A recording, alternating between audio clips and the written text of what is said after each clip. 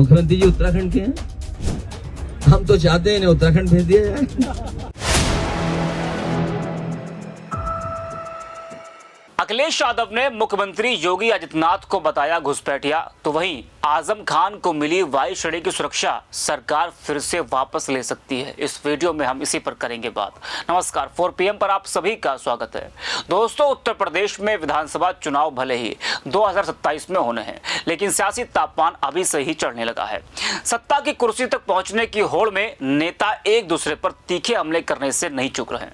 बयानबाजी का दौर ऐसा है कि मर्यादा और संयम जैसे शब्द कहीं पीछे छूटते नजर आ रहे हैं। अखिलेश यादव लगातार भाजपा सरकार को महंगाई, बेरोजगारी और कानून व्यवस्था के मुद्दों पर घेरने की कोशिश कर रहे हैं।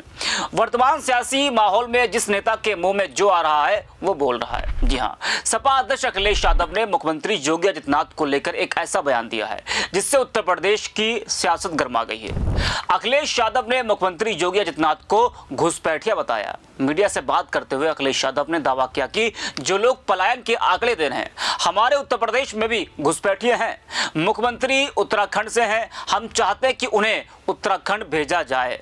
उन्होंने आगे कहा कि वह सिर्फ घुसपैठिया नहीं है, बल्कि वैचारिक दृष्टि से भी वह घुसपैठिया हैं। जरा आप भी सुने अखिलेश यादव को, उसके बाद आपको हम बताएंगे कि अखिलेश यादव के इस बयान पर बीजेपी ने क्या कुछ कहा है। ये भारतीय जनता पार्टी के पास सब फर्जी आंकड़े हैं। अगर भारतीय जनता पार्टी के आंकड़े मानोगे तो डूब जाओगे आप। जो लोग पलायन के आंकड़े दे रहे हैं, हमारे यहाँ भी घुसपैठी हैं यूपी में। मुख्यमंत्री जी उत्तराखंड के हैं, हम तो चाहते हैं इन्हें उत्तराखंड भेज दिया जाए। केवल यही घुसपैठी नहीं है, विचारधारा से भी घुसपैठी है। ये बीजेपी के सदस्य नहीं रहे, दूसरे के सदस्य थे। आप बताओ किस पार्टी के सदस्य थे वो? तो बताओ भारतीय जनता पार्टी में घुसपैठी हुए कि नहीं हुए? तो इन घुसपैठियों को कब हटाओगे?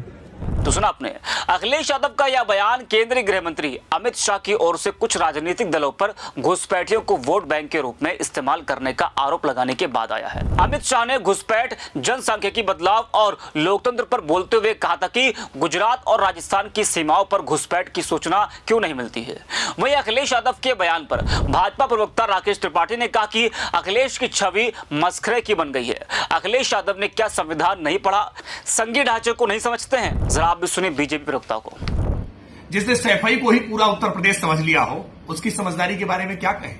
वो संघीय ढांचे को नहीं जानना चाहते, वो भारत के संविधान को या तो जानते नहीं है या जानबूझ करके मस्खरी करने का काम कर रहे हैं। अखिलेश यादव देश के बड़े नेता है, इस तरह का मस्खरापन उन पर शोभा नहीं देता है। वो योगी आदित्यनाथ जी के संदर्भ में जिस तरह की टिप्पणी कर रहे हैं, इस टिप्पणी का खामियाजा उनको भुगतना पड़ेगा, क्योंकि योगी आदित्यनाथ जी आज हर घर में घुसपैठ कर चुके हैं।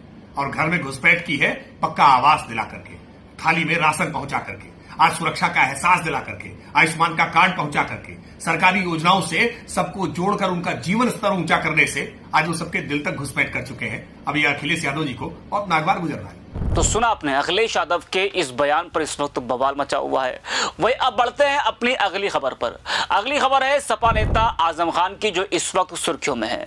उनको सरकार की तरफ से फिर से वायु श्रेणी की सुरक्षा वापस दी गई थी, लेकिन अब कहा जा रहा है कि अब फिर से उनकी सुरक्षा सरकार वापस ले सकती है। जी हां, आजम खान को मिली वायु श्रेणी की सुरक्षा व्यवस्था संकट में आ गई है। शासन ने आजम खान को सजा सुनाए जाने से पहले वायु श्रेणी की सुरक्षा दी थी, मगर सजा होने के बाद सुरक्षा कर्मी हट गए थे।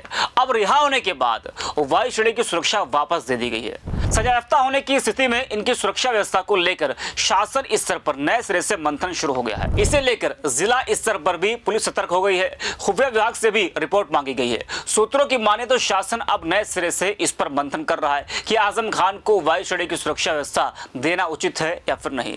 इस संबंध में खुफिया विभाग से भी रिपोर्ट मांगी गई है।